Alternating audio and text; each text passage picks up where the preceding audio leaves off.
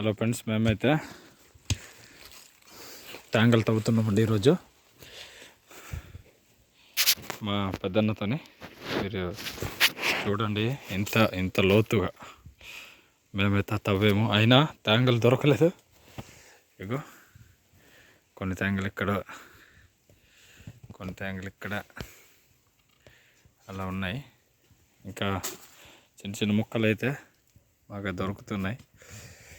పూర్తిగా ట్యాంకులు అయితే ఇంకా చూడండి, చూపిస్తున్నా.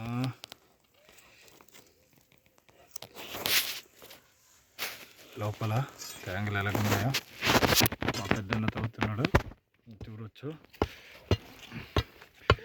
ఒకటి ట్యాంకులు తెల్లగా కనిపిస్తున్నాయి. అవే ఒక 6 అడుగులు అయితే మేము తవ్వేసాము భూమి లోపలికి. తవ్వగానే ఇలా అయితే మాకు ట్యాంకులు కనిపిస్తున్నాయి. పెద్దన్న తీస్తాడు.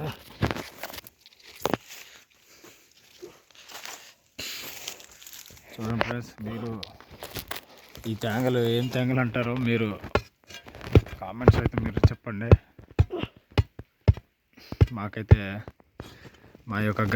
మా గ్రామంలో అయితే ఎక్కువగా ఇష్టపడి తినేటటువంటి అడవి ట్యాంకుల్లోన ఇవే ఎక్కువగా ఇష్టపడి తింటామండి.